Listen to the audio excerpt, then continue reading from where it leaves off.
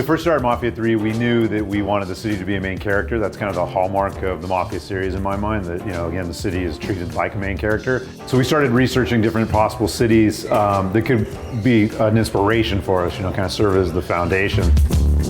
We made a decision to, you know, create New Bordeaux as inspired by New Orleans rather than a literal recreation, because honestly, it gives us the flexibility to build a city that's structured for a game. New Orleans has its own layout, its own geography, but approaching New Bordeaux at the beginning, it was very clear that we wanted to be inspired by New Orleans, an amazing city, but not a city that everybody in the world is familiar with. And so we wanted to make the city accessible for people from all around the world that, you know, didn't have a frame of reference for it. Driving is obviously a central pillar for the game. New Orleans is a beautiful city, but some of the streets are very narrow. There's a lot of 90-degree turns. There's not a lot of elevation. It's, you know, fairly flat.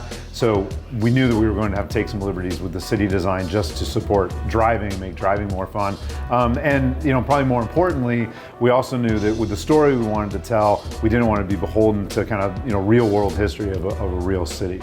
It's no accident that we've placed the iconic French wards in the middle of New Bordeaux. It's a place where people constantly have to crisscross backwards across the city, and so it's a constant reinforcement of the place you're in.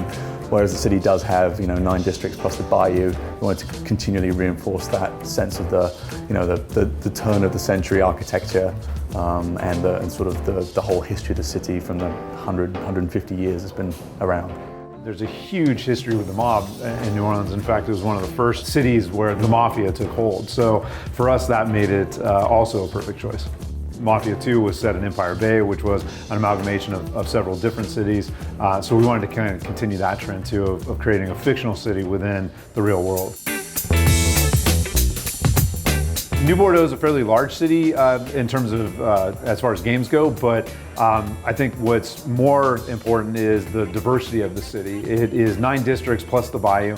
Each one of the districts is incredibly unique. We've got, you know, the French Ward at the heart of the city. Feels very different from Frisco Fields to the far north, which is kind of like the rich enclave of the city. We've got Delray Hollow, which is where Lincoln Clay grew up. So again, every time you go kind of into a different district, it should feel a little bit different, feel distinct. New Bordeaux is a really interesting place to design. It is a character in its own right. I think once we really understood who Lincoln was, there really wasn't any other place we could set it. It was the perfect blend of old, the socio kind of political divide there. It's a very, very sort of broad economic spectrum. So it was a perfect place to kind of place a protagonist like Lincoln who really doesn't sort of fit in with the status quo.